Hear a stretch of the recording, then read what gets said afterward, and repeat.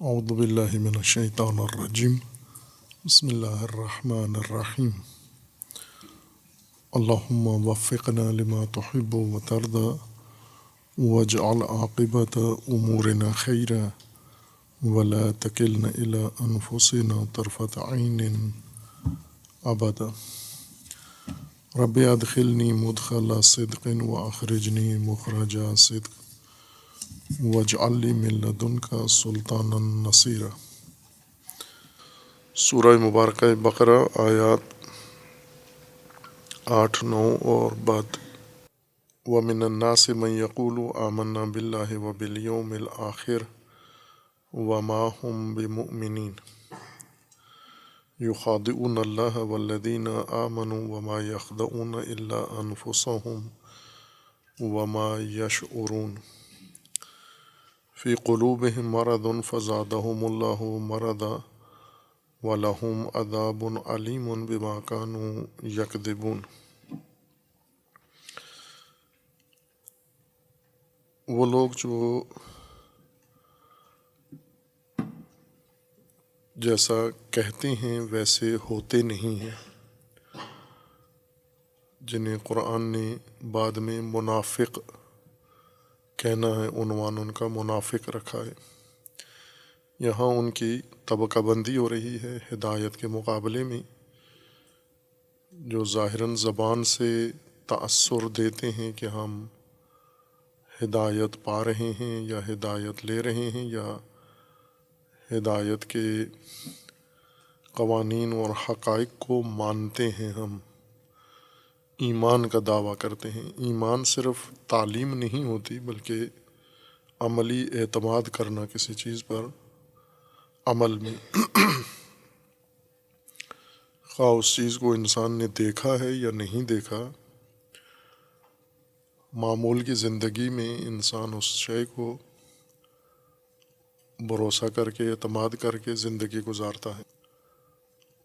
یہ لوگ تأثر دیتے ہیں طبقہ کہ ہم ایسے ہی ہیں، ہم ان تمام حقائق کو مانتے ہیں جنہیں اللہ تعالیٰ نے انسان کی زندگی کے لیے اصول و بنیاد قرار دیا ہے،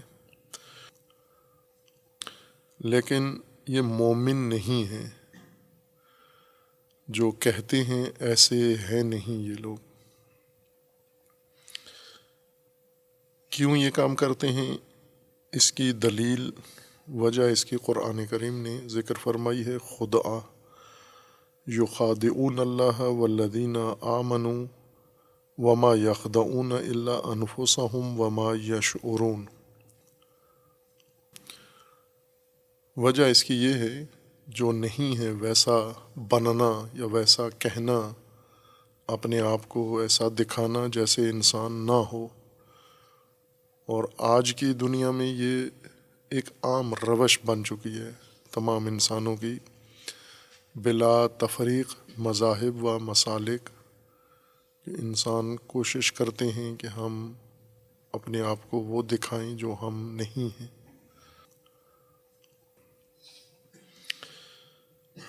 اس کی وجہ یہ ہے کہ دھوکہ دیتے ہیں۔ یخادعون اللہ والذین آمنوا، اللہ اور مومنین کو دھوکہ دیتے ہیں۔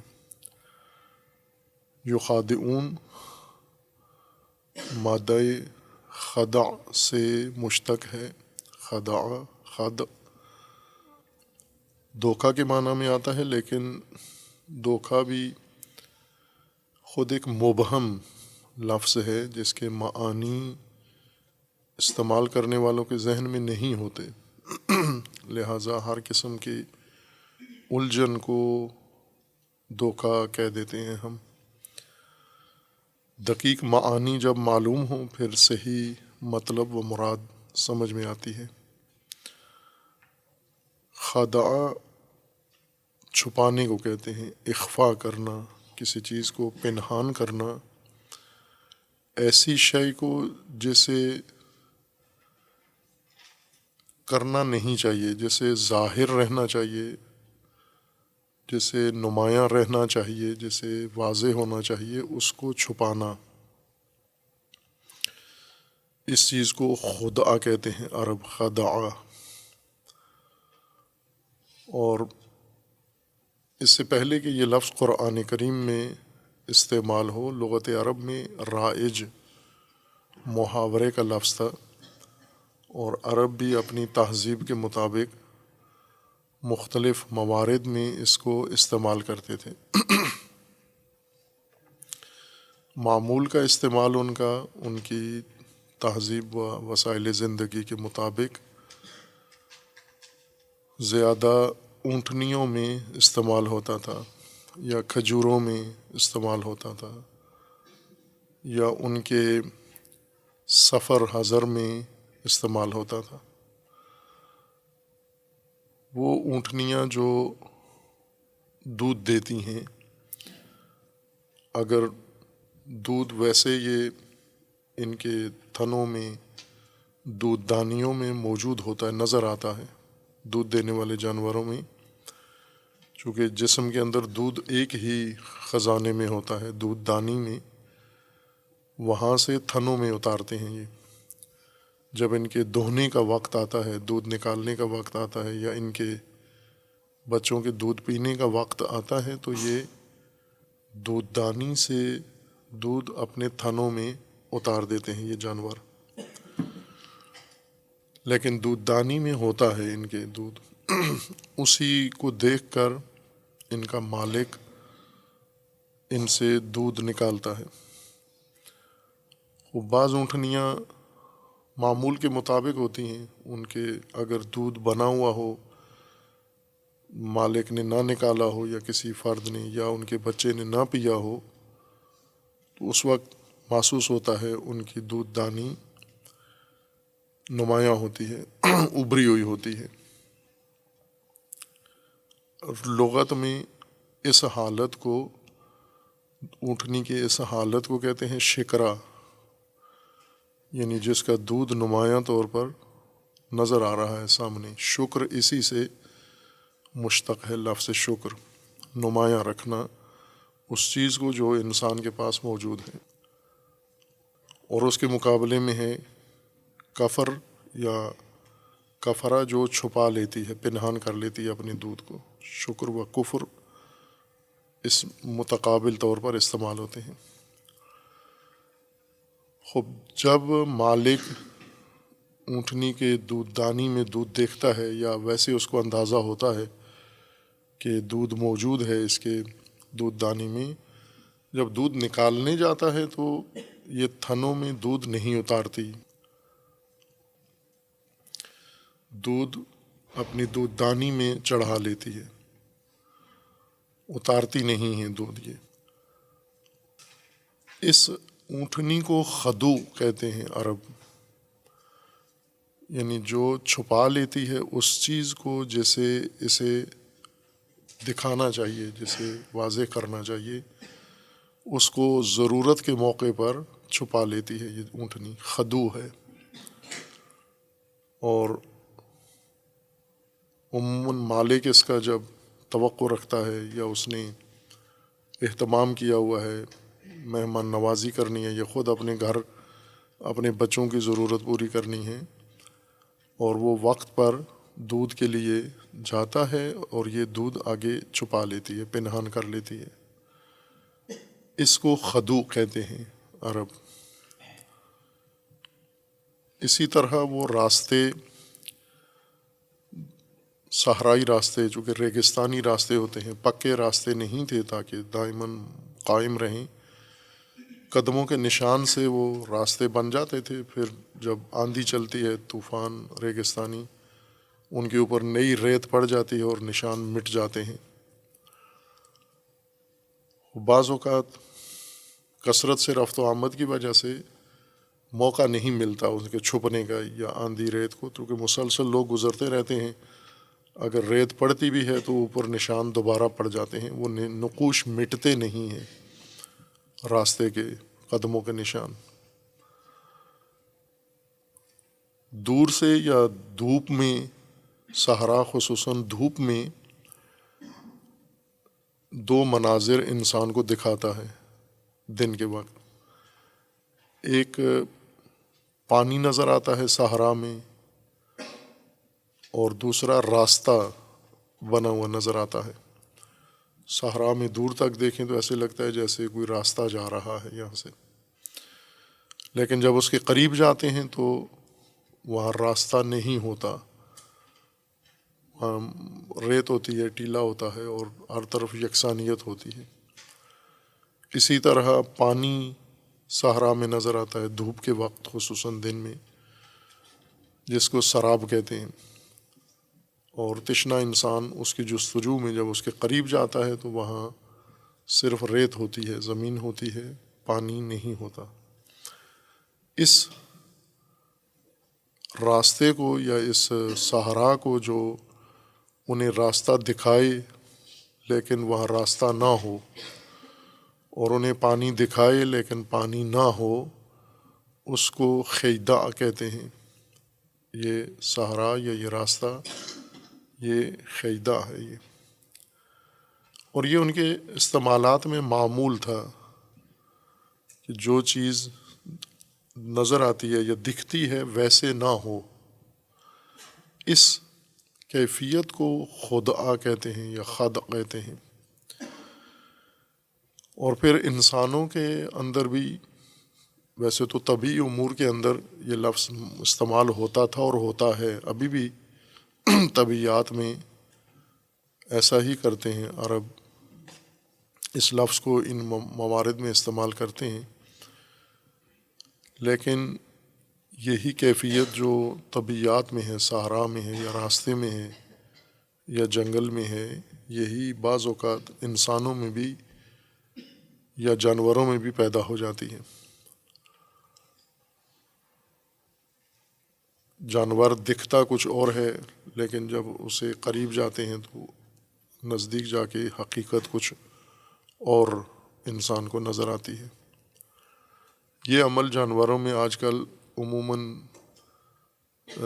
عید پر ہوتا ہے۔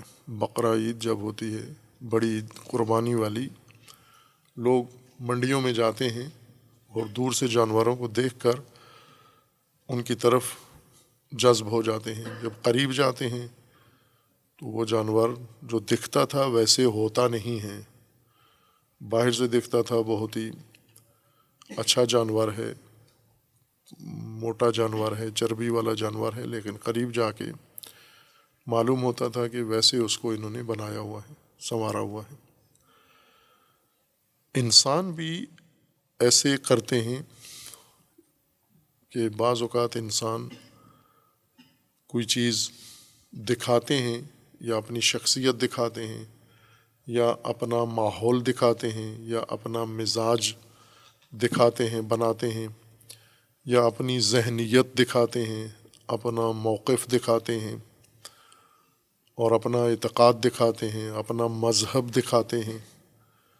وہ انسان دوسروں کے سامنے بہت ساری چیزیں پیش کرتا ہے، دکھاتا ہے، لیکن جب قریب جائیں اس انسان کے اور جھانک کے دیکھیں تو ویسا ہوتا نہیں ہے جیسے دکھا رہا ہے اپنے آپ کو۔ حقیقت مختلف ہوتی ہے، بالکل الٹ ہوتی ہے اس کے، جیسے دکھا رہا ہے ویسے نہیں ہوتا۔ اس کو خد کہتے ہیں یا خدعہ کہتے ہیں، اور یہ انسان جو یہ کام کرتا ہے وہ خادع ہے، اور عمل ان کا خاد یا خدعہ کہلاتا ہے، دونوں مصدر ہیں۔ اور یہ عمل انسان اپنی شخصیت، اعتقاد کے بارے میں بھی کرتا ہے، اور اپنے اختیار میں جو چیزیں ہوتی ہیں انہیں بھی اس طرح سے پیش کرتا ہے۔ آج کل معمول ہے، بلکہ پہلے بھی معمول تھا، دکاندار جو چیزیں بیچ رہے ہوتے ہیں، جو جنس انہوں نے دکان پہ رکھی ہوتی ہے، اس کو اس طرح سے پیش کرتے ہیں دکان پہ سجا کے کہ لوگوں کو جذب کرتی ہے۔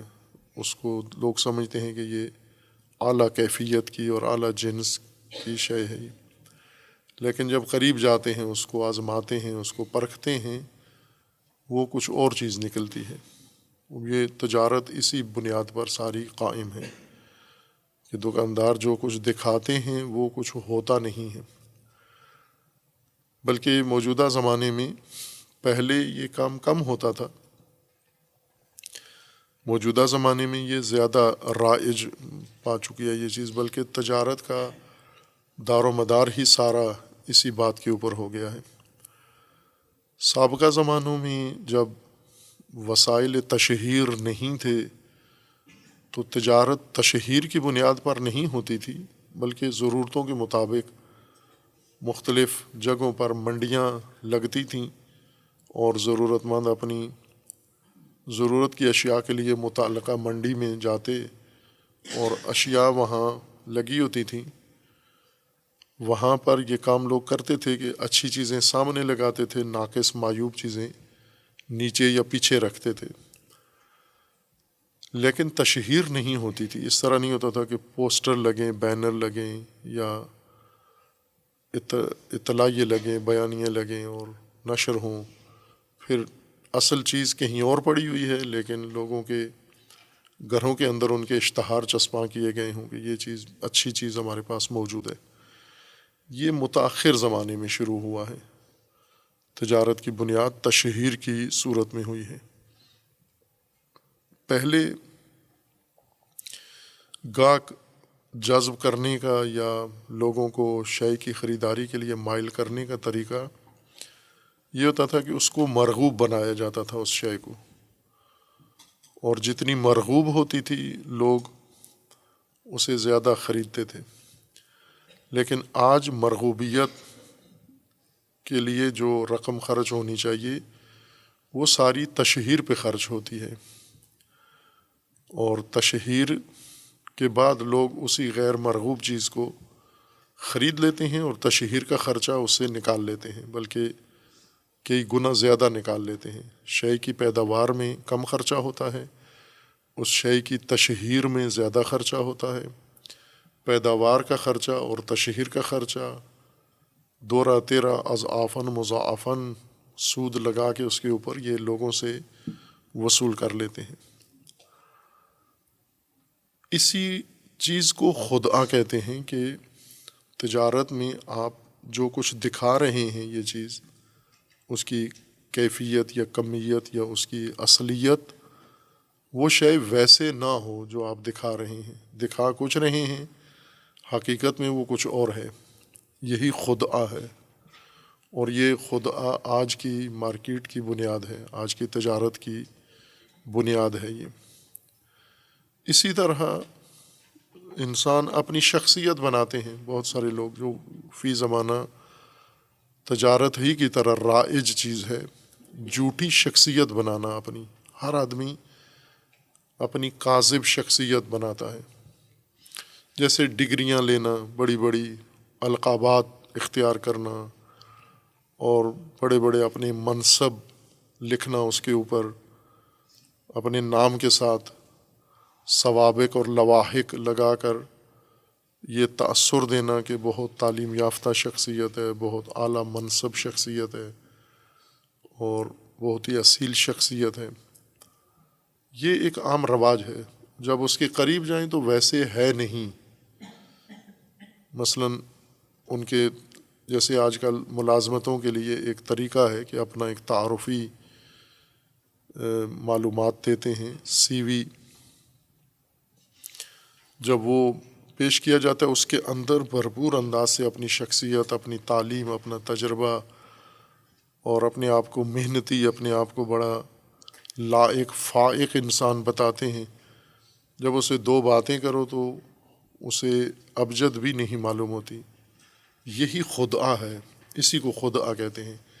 ایسی چیز ظاہر کرنا جو نہ ہو، اور یعنی اس چیز کو چھپا لینا حقیقت کو، اور اسے ظاہر نہ کرنا جیسے ظاہر ہونا چاہیے تھا، اسے چھپا لینا، یعنی نالائکی چھپا لینا، عیب چھپا لینا اور حقیقت چھپا لینا، ظاہر کچھ اور کر دینا۔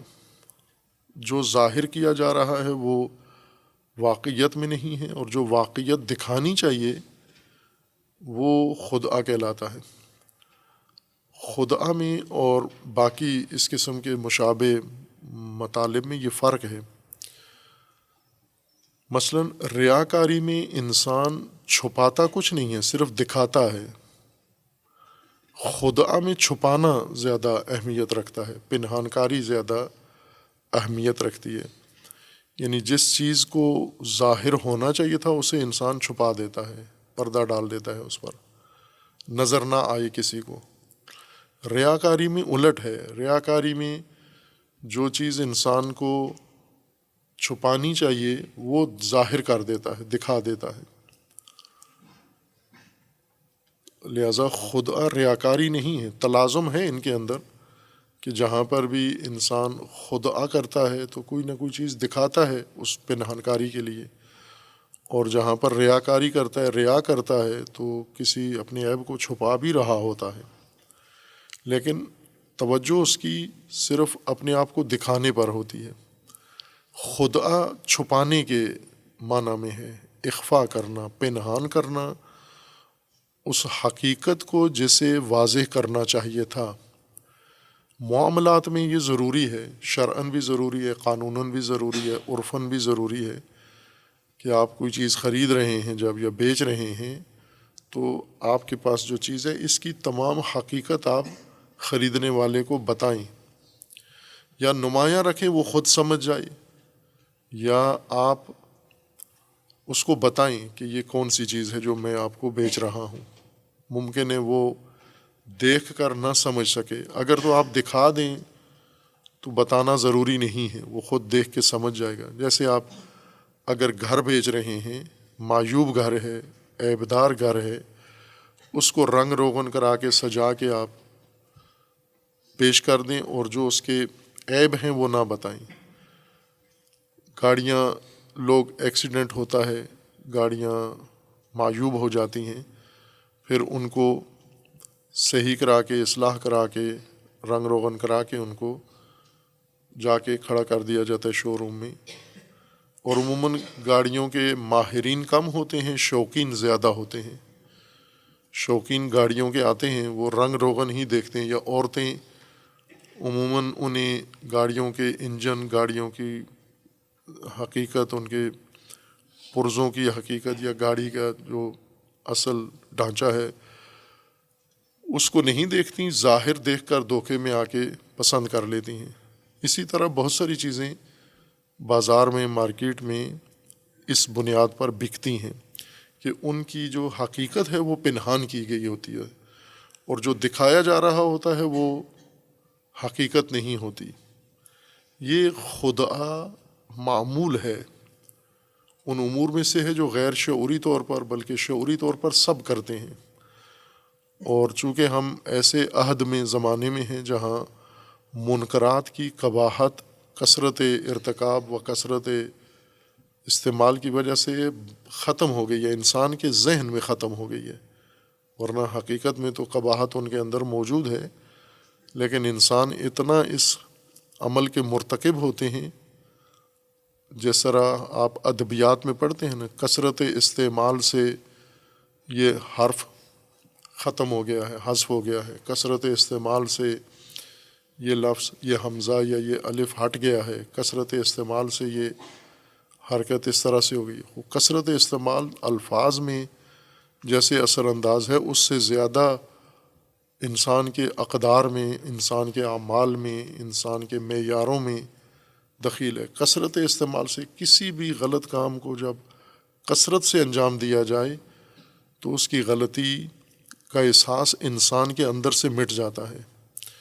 چونکہ انسان کثرت سے استعمال کرتا ہے، کثرت انسان میں تاثیر رکھتا ہے. قلت استعمال ایک الگ تاثیر رکھتا ہے اور کثرت استعمال ایک الگ تاثیر رکھتا ہے. کثرت استعمال بہت سارے حقائق کو انسان کی نگاہوں سے پوشیدہ اور پنہان کر دیتا ہے. جیسے منکرات کے اندر جو قباحت ہے وہ ختم ہو جاتی ہے، یا گناہوں کی قباحت ختم ہو جاتی ہے.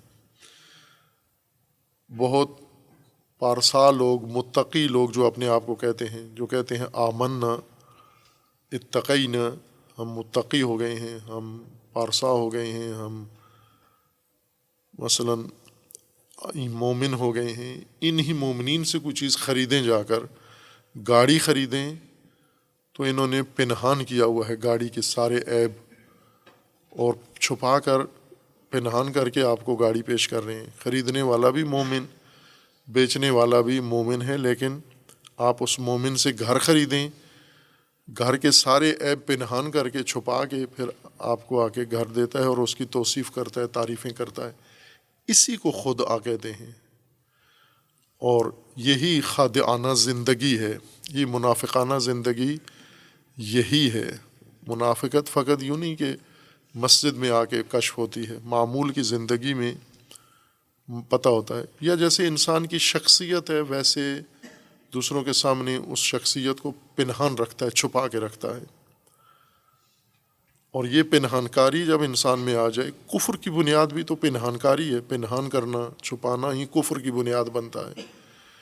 اور کفر شروع خدعہ سے ہوتا ہے، یعنی انسان دوسروں کو دھوکہ دینے کے لیے یہ پنہان کاری کرتا ہے.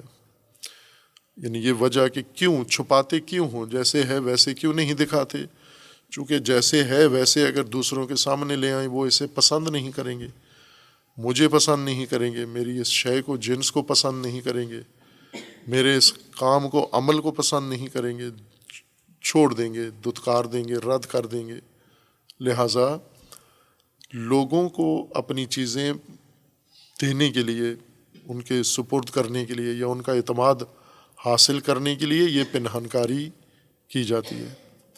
خوب یہ ایک خدعہ رائج عمل ہے جو لوگ کرتے ہیں. اور جوں آگے انسانی نسل بڑھتی جاتی ہے خدعہ زیادہ عام رائج تر ہوتا جاتا ہے. اور لین دین میں سب کو پتہ ہوتا ہے کہ اس میں بہت ساری چیزیں اس نے پنہان کی ہوئی ہیں، رکھی ہوئی ہیں. لہٰذا جو زیرک لوگ ہیں، سمجھدار لوگ ہیں، وہ اپنے ساتھ ماہرین کو لے جاتے ہیں یہی چھپے ہوئے عیب پکڑنے کے لیے. مثلاً گاڑی خریدنی ہے یا گھر خریدنا ہے تو وہ لے جاتے ہیں. مثلاً ایک مثال حقیقی جو ہمارے ساتھ پیش آئی، ایک مومن اپنی بڑی قیمتی جگہ دینا چاہتا تھا، بیچنا چاہتا تھا، اور اس نے اس کی تعریفیں کیں، اس کے اتنی اچھی موقعیت پر ہے، اتنے فلاں پر ہے، کئی منزلہ عمارت ہے. جب ہم نے ماہرین کو بھیجا جا کر اس کا اندازہ کریں تو وہ ساری معیوب عمارت تھی. اس کی بنیاد بڑی سست بنی ہوئی تھی، اس کی دیواریں بڑی سست بنی ہوئی تھیں، اور وہ کسی بھی حادثے میں، کسی آندھی میں، زلزلے میں زمین بوس ہو سکتی ہے. لیکن جو اس مومن نے توصیف کی وہ بہت اعلیٰ، کہ ایسے جیسے تمام ٹیکنالوجی کا استعمال کر کے اس نے یہ آخری کمال کی بلڈنگ اس نے بنائی ہے. یہی خدعہ ہے، یہ روزمرہ کام یہی انسان کرتے ہیں. چونکہ قرآنی تفسیر اس طرح سے ہوئی نہیں ہے کہ ہمیں عملی زندگی میں نظر آئیں یہ چیزیں.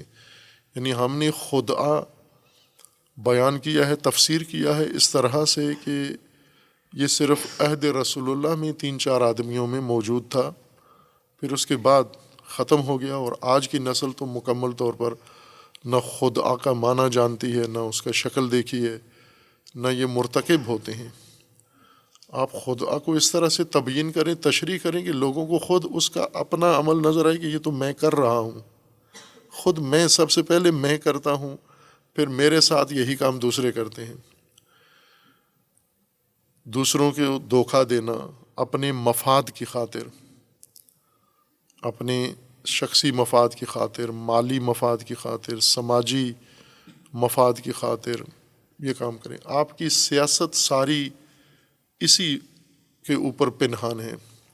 یہ سیاسی جماعتیں، سیاسی شخصیات، سیاسی ان کی منشور، یہ سب کے سب خدعہ ہے. خدعہ ہے یعنی وہ اصل جو معیوب حقیقت ہے ان کے اندر وہ پنہان کرتے ہیں، چھپاتے ہیں تاکہ لوگ انہیں ووٹ دیں، چھپاتے ہیں تاکہ لوگ ان پر اعتماد کریں، اس کو چھپا کے رکھتے ہیں. اگر وہ چیزیں ساری واضح ہوں لوگ نفرت کریں گے ان سے، لیکن یہ اسے چھپا کے رکھتے ہیں. اسی کو خدعہ کہتے ہیں. دوسرے انسانوں کو جہالت میں رکھنے کے لیے، دوسرے انسانوں کی آنکھوں میں دھول جھونکنے کے لیے حقیقت کو پنہان کرنا تاکہ اسے نظر نہ آئے، جیسے ہے ویسے نہ دیکھے، ویسے دیکھے جیسے ہم اس کو بنا کر پیش کرتے ہیں۔ خوب یہی چیز آگے بڑھ کر دین میں، مذہب میں بھی معمول بن گئی ہے کہ لوگ اپنے آپ کو مومن ظاہر کرتے ہیں۔ مومن کہنے کا مطلب یہ نہیں ہوتا کہ اپنا ایمان کی ریاکاری کریں۔ کچھ لوگ واقعاً مومن ہیں لیکن دکھاوا کرتے ہیں اپنے ایمان کا۔ دکھاوا کا مطلب یہ ہوتا ہے کہ جو چیز اس کے اندر واقعاً ہے اسی کو دکھا رہا ہے، جعلی چیز نہیں ہے، ایسی چیز نہیں دکھا رہا جو اس کے اندر نہیں ہے۔ مثلاً کوئی نیک عمل کرتا ہے تو اس نیکی کو دکھاتا ہے دوسروں کے سامنے، دیکھیں لوگوں کی توجہ حاصل کرنا چاہتا ہے، یہ ریاکاری ہے۔ بعض اوقات انسان کوئی جعلی چیز دکھاتا ہے، یہ ایک الگ، اس کو غرور کہتے ہیں عربی زبان میں، کہ جو چیز جعلی ہے، واقعیت نہیں ہے، وہ بنا کے کسی کو دکھانا۔ اور ایک ہے خدعہ۔ خدعہ کا مطلب بنا کر دکھانا نہیں ہے، خدعہ کا مطلب ہے جو ہے اس کو چھپا کے رکھنا، اس کو پنہان کرنا، اسے ظاہر نہ ہونے دینا۔ کیوں ظاہر نہ ہونے دیں؟ چونکہ اگر وہ ظاہر ہو جائے تو وہ خریدے گا نہیں، ظاہر ہو جائے وہ اعتماد نہیں کرے گا، ظاہر ہو جائے وہ رابطہ نہیں رکھے گا، ظاہر ہو جائے وہ ہم سے دور ہو جائے گا، متنفر ہو جائے گا۔ بہت سارے مفادات ہیں، جیسے تجارت میں یہ کام لوگ کرتے ہیں، پنہان کرتے ہیں، مالی سود کے لیے، فائدے کے لیے کرتے ہیں۔ سیاست میں یہ کام کرتے ہیں، اقتدار کے لیے کرتے ہیں، مفادات ہیں ان کے لیے، اور معمولات ایسے ہی کرتے ہیں۔ ایک خدعہ جو کثرت سے اس وقت کی موجودہ نسل میں ہے اور پہلے بھی تھا، پہلے کم تھا اب زیادہ ہے، وہ ازدواج میں ہے۔ شادیاں جب کرتے ہیں تو دونوں طرف لڑکی لڑکا یا دونوں خاندان، ان کی کچھ صورتحال حقیقی، مثلا خاندان کی مالی حالت ہے، خاندان کی اخلاقی حالت ہے، خاندان کسی مجرم کو اپنے اندر رکھتا ہے، جرم میں مشہور ہے، یا یہ شخص مجرم ہے، جرائم پیشہ ہے، یا یہ لڑکی اس سے کوئی جرم ہوا ہے، معیوب لڑکی ہے، یہ اس کو چھپا کے رکھتے ہیں تاکہ یہ رشتے ہو جائیں۔ بیمار ہے مثلا لڑکی لڑکا ہے، ان میں عیب ہے، کوئی ایسا عیب جو ازدواجی زندگی میں رکاوٹ ہے، وہ اس عیب کو چھپاتے ہیں، یا ان کی سماجی مشکلات ہیں ان کو پنہان رکھتے ہیں، دوسروں سے چھپا کے رکھتے ہیں تاکہ یہ رشتے بن جائیں۔ اس کو بڑا خیر کا کام سمجھتے ہیں۔ یہی خدعہ ہے، اسی کو خدعہ کہتے ہیں، کہ حقیقت جس کو ظاہر ہونا چاہیے۔ ظاہر ہے جب انسان رشتوں کے لیے آپس میں رابطہ کرتے ہیں تو لڑکا جیسا ہے ویسے ان کے سامنے واضح ہونا چاہیے تاکہ وہ فیصلہ کر سکیں، انہیں بتا دیں لڑکے کا روزگار نہیں ہے، تعلیم نہیں اس نے حاصل کی، کوئی ہنر فن اس کو نہیں آتا، سنجیدہ نہیں ہے، آوارہ ہے، یہ ساری چیزیں بتاؤ تاکہ لڑکی والے کو پتہ ہو فیصلہ کرتے ہوئے کہ اس کو دینی ہے یا نہیں دینی۔ اسی طرح لڑکی کے بارے میں، اگر لڑکی ایسی ہے جس میں کوئی ہنر کمال نہیں ہے، کوئی شعور نہیں ہے اس کے اندر، تو یہ بتا دو کہ بے شعور لڑکی ہے ہماری، لیکن ہم چاہتے ہیں کوئی اللہ کا بندہ اس کو لے لے، شادی کر لے۔ سچ سچ بتاؤ، حقیقت بتاؤ اس کو۔ یہ جو عیب چھپا کے پنہان کر کے کسی کے کھاتے میں ڈال دیتے ہیں اور دھوکہ دیتے ہیں، کسی سے مفاد حاصل کرتے ہیں، یا اپنی معیوب چیز پنہان کاری کے ذریعے کسی کے کھاتے میں ڈال دیتے ہیں، یہ خدعہ ہے۔ اس کو فارسی میں نیرنگ کہا جاتا ہے، نیرنگ، اردو میں دھوکہ کہتے ہیں، لیکن دھوکہ عام ہے، یعنی اس پنہان کاری کو بھی کہتے ہیں اور ریاکاری کو بھی کہتے ہیں، یا اور مشابہ حالتوں میں دھوکہ کا لفظ استعمال ہوتا ہے۔ خدعہ مختص ہے، پنہان کر کے کسی چیز کو اور دوسرے شخص سے مفاد حاصل کرنا، یا ان کے اندر اپنی جگہ بنانا، ان کے درمیان آ جانا۔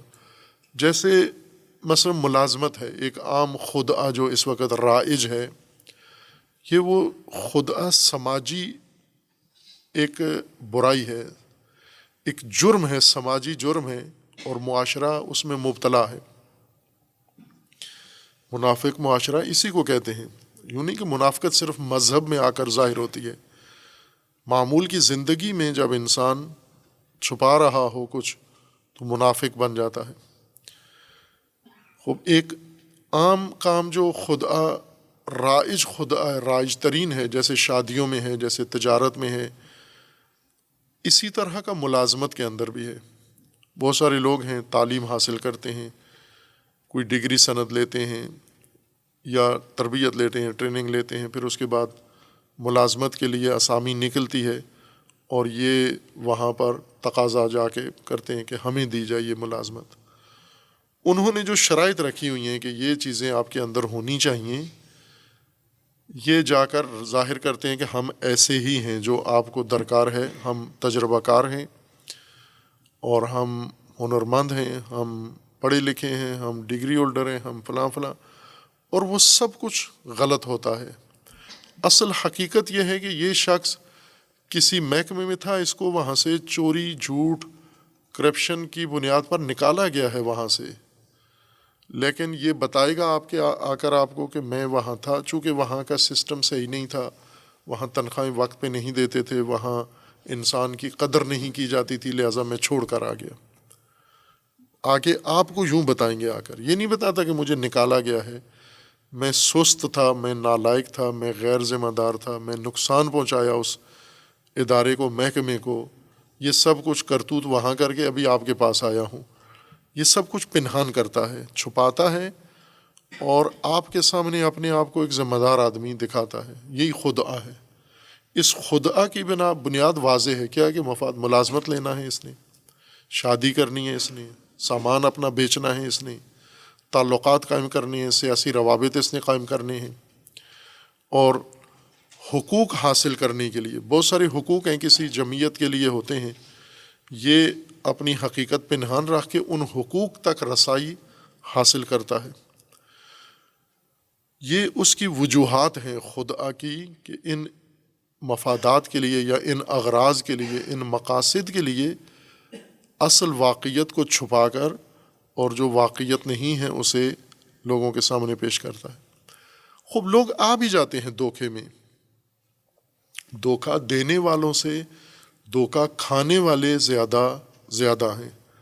خادعین سے منخدعین زیادہ ہیں، جو انخداع کرتے ہیں، یعنی جو دھوکہ کھاتے ہیں، دھوکے میں آتے ہیں، یہ زیادہ ہیں، ان کی اکثریت ہے. جیسے ابھی پاکستان میں دھوکہ دینے والا ایک سیاستدان ہے، پوری قوم کروڑوں لوگ دھوکے میں آ جاتے ہیں.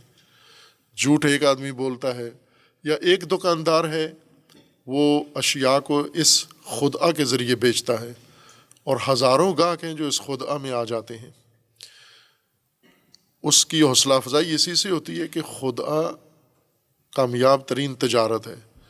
یا مثلاً ایک خاندان ہے خدعہ کرتا ہے اور کئی خاندان ہیں اس خدعہ سے متاثر ہو جاتے ہیں، اس دھوکے میں آ جاتے ہیں. دھوکہ دینے والے کم ہوتے ہیں، دھوکہ کھانے والے زیادہ ہوتے ہیں. جیسے منافقین ہیں، یہ جو لوگ کہتے ہیں ہم مومن ہیں اور قرآن کہتا ہے تم مومن نہیں ہو، یہ کتنے لوگ ہیں؟ اور جو ان کو مومن مان لیتے ہیں وہ کتنے ہیں جو اس دھوکے میں آ جاتے ہیں؟ وہ ان سے کہیں زیادہ ہیں. ہم کوئی حد مقرر نہیں کر سکتے کہ اتنے فیصد دھوکہ دینے والے ہیں اور اتنے فیصد دھوکہ کھانے والے ہیں. دھوکہ کھانے والے کثرت سے ہیں، اسی وجہ سے دھوکہ باز پیدا ہوتے ہیں اور ان کا کام چلتا ہے، چونکہ دھوکہ کھانے والے زیادہ ہوتے ہیں. یہاں پر قرآن کریم نے اس طبقہ کے بارے میں جو کہتے ہیں آمنا، ناس میں سے، لوگوں میں سے کچھ لوگ ہیں جو اپنے آپ کو ظاہر کرتے ہیں کہ آمنا، ہم مومن ہیں، ہم ایمان لے آئے، اور اللہ تعالیٰ کا فرمانا ہے کہ وما ہم بمؤمنین، یہ مومن نہیں ہیں. خوب یہ ایک واقعیت ہے کہ یہ مومن نہیں ہیں، لیکن جن کے سامنے آ کر اپنے آپ کو مومن ظاہر کرتے ہیں، کیا انہیں پتہ ہے کہ یہ مومن نہیں ہے؟ اللہ کو تو معلوم ہے یہ مومن نہیں ہے، اور اللہ نے فرما بھی دیا ہے یہ مومن نہیں ہے. لیکن یہ جن کو مومن بن کر تأثر دینا چاہتے ہیں اور اپنا کفر اور اپنا نفاق جن سے پنہان رکھ کر ان کی صفوں کے اندر جانا چاہتے ہیں، ان کا حصہ بنانا چاہتے ہیں، کیا انہیں بھی معلوم ہے؟ ان کا اللہ کو علم ہونا کہ یہ مومن نہیں ہیں، یہ معاشرے کی اصلاح کے لیے کافی نہیں ہے کہ اللہ کے علم میں ہے یہ مومن نہیں ہے اور اللہ قیامت میں ان کو اس کی سزا دے دے گا۔ خوب قیامت میں تو ہو جائے گا، مسئلہ حل ہو جائے گا، اس خدا اور اس دھوکے کی سزا اس کو مل جائے گی، لیکن دنیاوی معاملہ تو خراب ہو جائے گا۔ اس آیہ کریمہ میں اس طبقے کے متعلق آگاہی کیوں دے رہا ہے قرآن کریم؟ اس لیے کہ پہلے دو طبقات وہ معاشرتی بگاڑ میں اتنی تاثیر نہیں رکھتے، متقین تو بالکل نہیں رکھتے، بلکہ وہ تو معاشرتی اصلاح کے ضامن ہیں، ستون ہیں، چونکہ ہدایت یافتہ ہیں، اولئک علی ھدی من ربہم، اور مفلحون ہیں، وہ تو ایک ماڈل ہیں دوسروں کے لیے۔ دوسرا طبقہ الذین کفروا سواء علیہم اانذرتہم ام لم تنذرہم، یہ بھی زیادہ ذمہ دار نہیں ہے، اپنے بگاڑ کے ذمہ دار ہیں، یہ خود فاسد ہیں، خود تباہ ہیں، لیکن معاشرتی بگاڑ کے یہ ذمہ دار نہیں ہیں، یہ صرف اپنی تباہی ہے۔ ان سے متاثر ہو کے لوگ دھوکے میں نہیں آتے۔ یہ اصل معاشرتی بگاڑ کا ذمہ دار یہ تیسرا طبقہ ہے، من الناس من یقول آمنا باللہ وبالیوم الآخر وما ہم بمؤمنین۔ اور پہلے دو طبقات کے بارے میں یہ نہیں کہا گیا کہ متقین کا تو خوب معلوم ہے کہ ان کے بارے میں تو یہ احتمال نہیں ہے کہ ان کو دیکھ کر کوئی لوگ گمراہ ہوتے ہوں، کیونکہ وہاں یقیناً یہ ان کا اثر معاشرے پر نہیں ہے، بلکہ الٹ ہے، اگر ان سے لوگ متاثر ہوتے ہیں تو اچھی تاثیر لیتے ہیں۔ دوسرا طبقہ اس سے بھی نہیں لیتے، اور نہ ہی قرآن نے لکھا ہے کہ یہ لوگوں کو دھوکہ دیتے ہیں۔ یہ خود اس طرح سے ہیں کہ انذار کریں یا نہ کریں، ختم اللہ علی قلوبہم، ان کے اپنے دل بند ہو چکے ہیں، نہ کہ لوگوں کے دل بند کر رہے ہیں، لوگوں پر ان کا کوئی اثر نہیں ہے۔ اور عموماً لوگ ان سے بیزار بھی ہوتے ہیں، حتیٰ گمراہ لوگ بھی ایسے لوگوں سے بیزار ہوتے ہیں، ہٹ درم، نہ ماننے والے، معاند، انکاری، جو کسی چیز کو تسلیم نہیں کرتے، نہ دلیل مانتے ہیں، نہ حق مانتے ہیں، نہ کوئی ثبوت مانتے ہیں، نہ شہادت مانتے ہیں، ہر چیز کو انکار کرتے ہیں۔ ان سے عموماً ان کے اپنے خاندان والے اور گھر والے بھی بیزار ہوتے ہیں ان سے، ایسے مزاجوں سے۔ مثلاً ہوتا ہے بعض کسی گھر کے اندر ایسا اگر کوئی مرد موجود ہے تو اس کی اپنی بیوی بھی اس کے اس مزاج سے بیزار ہوتی ہے کہ یہ کسی چیز کو مانتا ہی نہیں ہے، تسلیم ہی نہیں کرتا، یہ سواء علیہ۔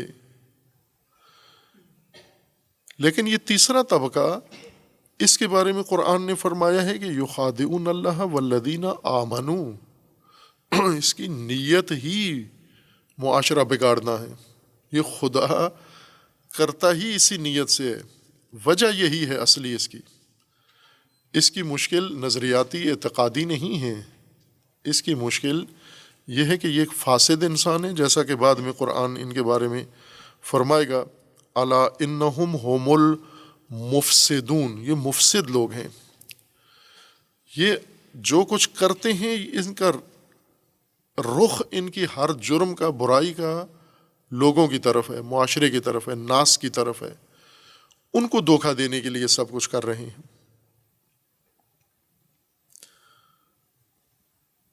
یخادعون اللہ والذین آمنوا، یخادعون اللہ میں بعض نے یہ، جیسا کہ عادت ہے مترجمین، مفسرین، مبلغین کی، خصوصاً جو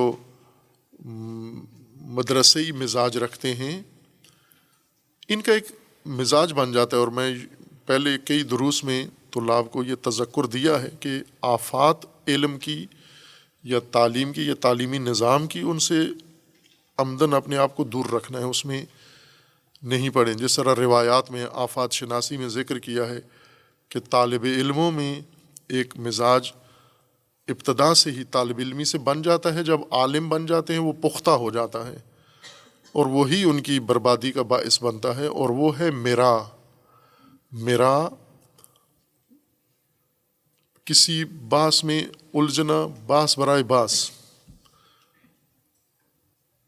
گھنٹوں بیٹھ کے ایک دوسرے کے ساتھ، بلکہ شاید پورے دن لگا کے میرا کرتے ہیں، کسی ہدف غرض کے بغیر، صرف اس وجہ سے کہ وہ جو بات کرے اس کو میں نے رد کرنا ہے، اور آخری بات میری ہو یا بڑی بات میری ہو، وزنی بات میری ہو، میں اس مباحثے میں، مناظرے میں کہیں پیچھے نہ رہ جاؤں، چپ نہ رہ جاؤں. یہ روایات میں ہے کہ بہت بڑی آفت ہے علماء کے لیے مرا کرنا، اور یہ طالب علمی کے آغاز سے ان میں شامل ہو جاتا ہے. چونکہ ان کو جب درس پڑھتے ہیں، مباحثے کرتے ہیں، اس مباحثے کے دوران اپنے ساتھی کی دلیل سے خاموش نہیں ہوتے. وہ صحیح بات پڑھ رہا ہے، لیکن یہ اس کو نیچا دکھانے کے لیے اور اپنی برتری کے لیے اس مباحثے میں ڈٹے رہتے ہیں. یہ مزاج خطرناک بن جاتا ہے. یہیں سے آفت طالب علموں کے اندر پیدا ہوتی ہے اور عالم بننے کے بعد پختہ ہو جاتی ہے. ابھی بعض علماء کو دیکھیں، وہ اتنی اس عادت کے اندر راسخ ہیں، میرا میں کسی بات کو جانے نہیں دیتے، صحیح بات کو بھی رد کرتے ہیں، اور آخر تک اپنی انا پر، اپنی انانیت پر قائم رہتے ہیں، ڈٹے رہتے ہیں.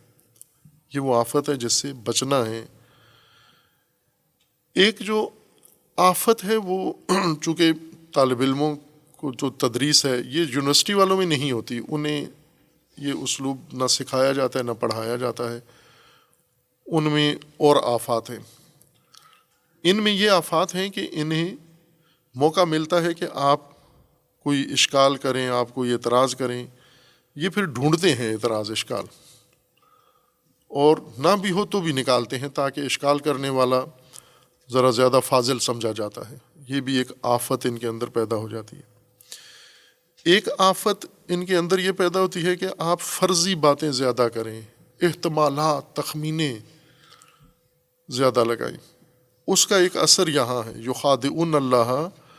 اب یہاں پر بعضوں نے یہ تفسیروں میں کہا ہے کہ یہاں اللہ سے پہلے ایک لفظ ہے جو محذوف ہے، اور وہ ہے رسول. لفظ رسول ہے، یخادعون رسول اللہ والمومنین. رسول اللہ کو دھوکہ دینے کے لیے اور مومنین کو دھوکہ دینے کے لیے یہ خدعا کرتے ہیں. یہ دھوکہ اللہ اور مومنین کو نہیں، رسول اللہ اور مومنین کو دھوکہ دیتے ہیں. یہ زور لگا کے جہاں گنجائش ہی نہیں ہے، نہ اس احتمال کی، نہ ادبی لحاظ سے، نہ معنوی لحاظ سے، نہ عقلی لحاظ سے، کسی چیز کی یہاں گنجائش نہیں ہے، لیکن بعضوں نے پھر بھی یہ احتمال. یہ اس آفت زدہ ذہن کی علامت ہے کہ مطلب، سیدھا مطلب، واضح مطلب، روشن بین چیز کو الجھانا، اس کے اندر احتمالات، نامعقول قسم کے احتمالات دینا.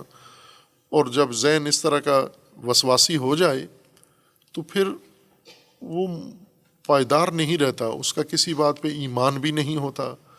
وہ یہ سمجھتا ہے کہ سب شکوک و شبہات ہی ہیں. یہ جو آخر کار انسداد باب یقین و علم کے قائل ہو جاتے ہیں، وہ ان آفات کی وجہ سے ہوتے ہیں کہ ہر چیز میں کیڑے نکال کے نامعقول فرض اور نامعقول احتمالات. چونکہ کوئی روکنے والا تو نہیں ہے، خود ہی ہیں، احتمال خود ہی دیتے ہیں. اب کوئی کہتا بھی نہیں ہے ان کو کہ یہ آپ نامعقول بات کر رہے ہیں. وہ نامعقول کو معقول بنا کر پھر پختہ ہو کے پھر اپنی ذہنیت بنا لیتے ہیں. یخادعون اللہ. اب یہاں رسول اللہ کا ذکر نہیں ہے کہ یہ جو کہتے ہیں ہم مومن ہو گئے ہیں، یہ مومن نہیں ہیں. اللہ کو دھوکہ دیتے ہیں، مومنین کو دھوکہ دیتے ہیں. بیچ میں چونکہ رسول اللہ کا نام نہیں آیا، ان کو احساس ہوا کہ رسول اللہ کا نام ہونا چاہیے، اور پھر یہ کہا کہ اللہ کو تو دھوکہ نہیں دیا جا سکتا. بس یہاں پر لفظ رسول محذوف ہے، نہیں ہے، کوئی قرینہ نہیں ہے، بلکہ کوئی قاعدہ ضابطہ ایسا نہیں ہے جس کے تحت یہ فرض کیا جا سکے. یخادعون اللہ، اللہ کو دھوکہ دینا چاہتے ہیں، اور رسول اللہ کو بھی دھوکہ دینا چاہتے ہیں، وہ مومنین کو بھی. جب اللہ اور مومنین کو دینا چاہتے ہیں تو رسول اللہ خود آ گئے ہیں اس کے اندر. یعنی یوں نہیں کہ رسول اللہ ان کی ذات سے باہر ہیں کہ یہ رسول اللہ کو بھی دھوکہ دینا چاہتے ہیں. یہاں ضرورت نہیں تھی، اللہ کو دھوکہ دینا چاہتے ہیں اور مومنین کو دھوکہ دینا چاہتے ہیں. ابھی بعد میں آخر میں وما یخدعون الا انفسہم. اس قسم کے لوگوں کی یہ ذہنیت ہے، قرآن اس کو مرض کہے گا، یہ بیماری ہے۔ فی قلوبہم مرض، یہ مرض ہے، یہ بیمار ہیں یہ لوگ۔ اور بیمار آدمی، ذہن جو بیمار ہوتا ہے، جیسے میں نے کہا کہ یہ بہت محتاط طالب علمی کا زمانہ گزارنے کی ضرورت ہے کہ مریض نہ ہو جائے دل انسان کا، اور عقل ہو جاتے ہیں، اور کثرت سے مریض طلباء کثرت سے مریض ہو جاتے ہیں، قلوب ان کے اور ذہن ان کے مریض ہو جاتے ہیں۔ کیوں مریض ہو جاتے ہیں؟ انہی مرا کی مرض ان کے اندر آ جاتی ہے، وسوسہ ان کے اندر آ جاتا ہے، احتمالات و مفروضے علوم کی جگہ، یقین کی جگہ، دلیل کی جگہ لے آتے ہیں۔ یہ ساری چیزیں انسان کو مریض کر دیتی ہیں۔ خوب یہ انسان کی ایک نفسیاتی کیفیت ہے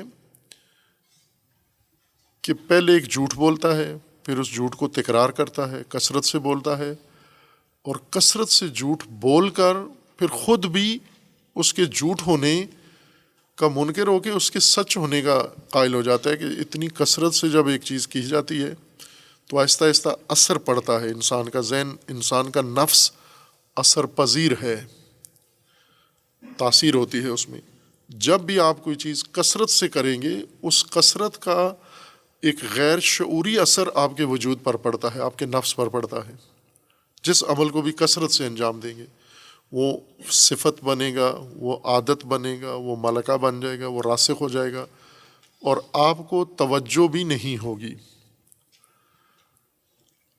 مثلاً ایک انسان ہے جو اس نے ایک کام نہیں کیا، قرآن نے آگے بیان کیا ہے، کچھ لوگ ہیں جنہوں نے کچھ بھی نہیں کیا، کوئی اچھا کام نہیں کیا، لیکن توقع یہ رکھتے ہیں کہ لوگ ہماری تعریفیں کریں ان کاموں پر جو ہم نے نہیں کیے ہیں، ان صفات پر ہماری تعریف کریں جو ہمارے اندر نہیں ہیں۔ خوب یہ بیماری کیسے پیدا ہوتی ہے انسان کو؟ یہ اس وجہ سے پیدا ہوتی ہے کہ دو تین چاپلوس انسان کے پاس بیٹھتے ہیں، وہ اس کے اندر یہ توصیف کرتے ہیں کہ جی آپ اتنے ہیں، آپ بہترین ہیں۔ خوب چپ ہو جاتا ہے، ان کی اس کو پتہ ہوتا ہے کہ میں نہیں ہوں ایسے، یہ غلط کہہ رہے ہیں، لیکن یہ غلطی بہت اچھی لگتی ہے اس کو کہ یہ تو ایک بہترین تاثر ہے کہ مجھ جیسے معیوب بے صلاحیت آدمی کے بھی کچھ معتقد موجود ہیں جو اسے بھی قابل سمجھتے ہیں۔ چپ ہو جاتا ہے، خوش ہوتا ہے اس پر۔ پھر یہ عمل جاری رہتا ہے، جب وہ چاپلوس تکرار کرتے ہیں آہستہ آہستہ، پھر اس کو اپنے اوپر گمان ہونے لگتا ہے کہ شاید مجھے خود اپنا پتہ نہیں ہے، اپنی پہچان نہیں ہے، چونکہ لوگ تیز ہیں، زیرک ہیں، دانا ہیں، فراست رکھتے ہیں، میرے اندرونی عیب مجھ سے، میرے اندرونی صفات اور صلاحیتیں مجھ سے بہتر یہ جانتے ہیں، تو انہیں کچھ میرے اندر نظر آتا ہے تو یہ توصیف کرتے ہیں، میری تعریف کرتے ہیں۔ آہستہ آہستہ ان چاپلوسوں کی چاپلوسی اس کے اندر اثر کرنا شروع کر دیتی ہے، اور کچھ عرصے کے بعد یہ خود بھی وہی صفت اپنی دہرانا شروع کر دیتا ہے، بتاتا ہے لوگوں کو کہ لوگ میرے بارے میں یوں کہتے ہیں، کہ لوگ کہتے ہیں میں ایسا ہوں۔ یہ خود بھی پہلے حوالہ دیتا ہے کہ لوگ کہتے ہیں کہ میں ایسا ہوں، لوگ کہتے ہیں آپ بہت اچھے ہو، لوگ کہتے ہیں آپ فلاں ہو۔ یہ لوگوں کی زبانی نقل کے پھر آہستہ آہستہ لوگ کہنا چھوڑ دیتا ہے، اپنے آپ کو تعارف کراتا ہے میں ایسا ہوں، لوگوں کا حوالہ نہیں دیتا، اور پھر اس کے نفس کے اندر یقین پیدا ہو جاتا ہے کہ میں ایسا ہوں۔ یہ ایک نفسیاتی عمل ہے جو انسان کے اندر غیر شعوری طور پر انسان کے نفس میں پلتا ہے۔ ان چیزوں کی پیدائش اور ان چیزوں کی پرورش کی طرف ہم توجہ نہیں کر رہے ہوتے کہ ہمارے اندر کیا احساسات پل رہے ہیں، یہ بیج کس نے کاشت کیے ہیں، اور یہ پرورش ان کو کون دے رہا ہے۔ یہی نقطہ ہے توجہ کا۔ مربی معلم بھی تشخیص دیں کہ یہ اس کے اندر یہ صفات پیدا ہو رہی ہیں، اور خود انسان دھیان رکھے کہ میرے اندر یہ احساسات جنم نہ لیں، جو نہیں ہوں میں، وہ چیزیں مجھے نہ کوئی بتائے کہ آپ ایسے ہو۔ اور روایات میں ہے کہ یہی سب سے بڑے دشمن ہیں آپ کے، جو آپ کو وہ کچھ بتاتے ہیں جو آپ نہیں ہو، یہ دشمن ہیں۔ اور وہ جو آپ کا دل دکھاتے ہیں، دل اس معنی میں دکھاتے ہیں کہ آپ کے عیب آپ کو بتاتے ہیں، جن پر آپ بہت چڑھتے ہیں، ناراض ہوتے ہیں، یہ بہترین دوست ہیں آپ کے۔ یہ اصل آئینہ یہ ہیں، یہ مومن یہ ہیں۔ مومن کا آئینہ مومن ہوتا ہے جو اس کی کمزوریاں اس کے سامنے رکھ دے۔ لیکن ہمیں یہ اچھے نہیں لگتے، ان کو ہم سمجھتے ہیں یہ ہمارے دشمن ہیں، یہ ہمارے دشمنوں کے ساتھی ہیں، یہ عیب ہمارے نہیں بتاتے، ہمیں عیب ہمارے گنتے ہیں، یہ انہیں ہماری اچھائیاں نظر نہیں آتی، حسد کرتے ہیں ہم سے، مثلا جلتے ہیں اس وجہ سے، ہمارے عیب گنتے رہتے ہیں ہمیشہ۔ ان چیزوں کی طرف دھیان رہنا چاہیے ہر ایک کا، ہر مومن کا، ہر عورت مرد کا، کہ اگر لوگ آپ کو یوں کہتے ہیں، کئی لوگ ہیں اس طرح حوالے دیتے ہیں، لوگ کہتے ہیں آپ ایسے ہو، لوگ میری تعریفیں کرتے ہیں، پھر باور کر لیتے ہیں، اور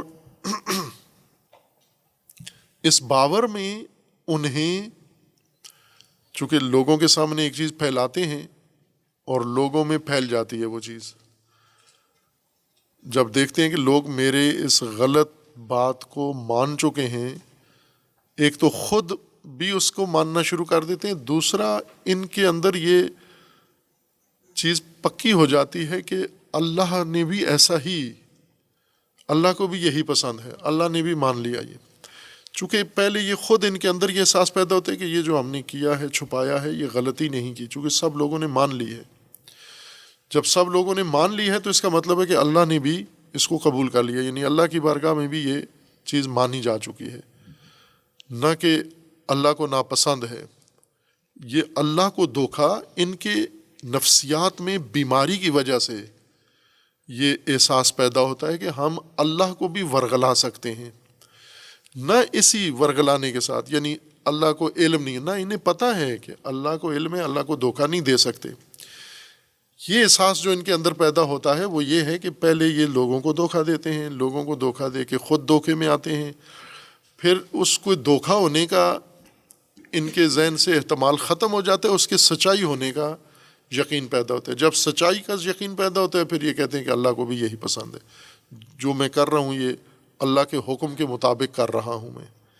اس طرح سے یہ اللہ کے دھوکے کے قائل ہو جاتے ہیں، یا اللہ کے بارے میں دھوکے کو اپنے ذہن میں مرض کی وجہ سے بنا لیتے ہیں۔ اور یہ ظاہر ہے کہ اللہ کو دھوکا دینے کا ان کے پاس جو ذریعہ ہے، یعنی جو بھی اللہ تعالیٰ نے اپنی طرف منسوب کیا ہے، یہ اللہ کی نافرمانی کرتے ہیں، یہ اللہ کی بارگاہ میں ہٹ درمی کرتے ہیں، تو یہ سب یوں نہیں کہ ڈائریکٹ اللہ نے ان کے ساتھ کوئی ڈائریکٹ خطاب کیا ہوا ہے اور ان کو اللہ کے سامنے ڈائریکٹ کوئی رابطہ حاصل ہے۔ جو کچھ بھی اللہ نے اپنے لیے ذکر کیا ہے، یعنی اللہ نے جو کچھ ان کے لیے کیا ہے اور جو کچھ انہوں نے اللہ کے لیے کیا ہے، یہ سب رسول اللہ کے واسطے سے ہے۔ مثلا انہوں نے اللہ کی اطاعت کی ہے، خوب اللہ کی اطاعت رسول اللہ کے ذریعے کی ہے، یوں تو نہیں کہ رسول اللہ کو بیچ میں سے ہٹا کے انہوں نے ڈائریکٹ اللہ سے حکم سنا ہے اور اس پر عمل کیا اور اطاعت خدا ہو گئی۔ اگر اللہ نے ان کو کہا اطیعوا اللہ، تو یہ اطاعت رسول یہ اطاعت اللہ بتوسط رسول ہوگی، چونکہ رسول اللہ پیغمبر ہیں، رسول ہیں اللہ اللہ کے قوانین رسول اللہ نے ان کو بتانے ہیں۔ اگر انہوں نے ماننا ہے تو پہلے رسول اللہ کی تصدیق کریں گے، پھر یہ حکم خدا کی اطاعت کریں گے۔ تکذیب جب کریں گے، مثلا جہاں اللہ نے فرمایا کہ انہوں نے اللہ کی تکذیب کی ہے، تو پہلے رسول اللہ کی تکذیب کی ہے، انہوں نے رسول اللہ کو نعوذ باللہ کہا ہے کہ یہ اپنی طرف سے بات کرتے ہیں، یا نعوذ باللہ جھوٹ بولتے ہیں، افتراء ہے، پھر اللہ کی طرف انہوں نے منسوب کیا اس کو۔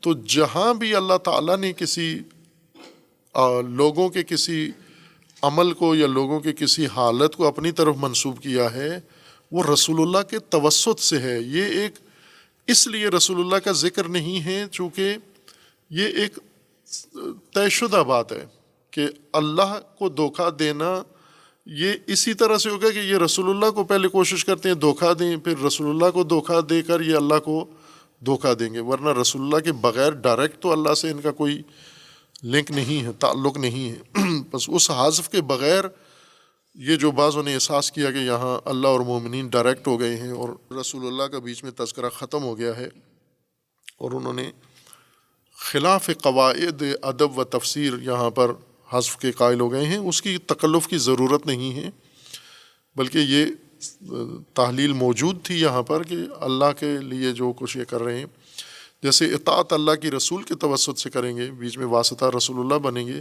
خدا بھی اللہ کو دینا چاہتے ہیں رسول اللہ کے توسط سے کہ اللہ کے احکام رسول اللہ بیان کر رہے ہیں، یہ رسول اللہ کو دھوکہ دیتے ہیں آمنا۔ اگر رسول اللہ نے انہیں مومن مان لیا تو یہ گمان کریں گے کہ اللہ نے بھی ہمیں مومن مان لیا۔ اگر رسول اللہ نے ہمیں مومن نہ مانا تو اللہ نے بھی ہمیں مومن نہیں مانا۔ تو یہ جو آ کے کہتے تھے آمنا، رسول اللہ کے سامنے آ کر کہتے تھے آمنا، اور اللہ تعالیٰ کا فرمانا ہے کہ جیسا بعض آیات میں ہے کہ آپ اے رسول آپ انہیں کہہ دیں لم تؤمنو، تم مومن نہیں ہو۔ یہاں پر بھی رسول اللہ سے کہلوایا کہ یہ مومن نہیں ہے۔ یخادعون اللہ والذین آمنوا وما یخدعون الا انفسہم۔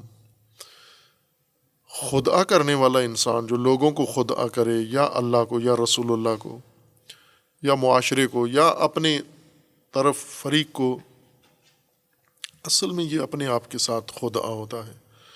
دھوکہ نہایتاً خادے کی طرف پلٹتا ہے۔ بظاہر اس کا رخ دوسروں کی طرف ہوتا ہے کہ میں دوسروں کو دھوکہ دیا ہے، نہایتاً خود دھوکہ اس نے کھایا ہے۔ اسے بعد میں بیان کریں گے۔ صلی اللہ علیہ وسلم۔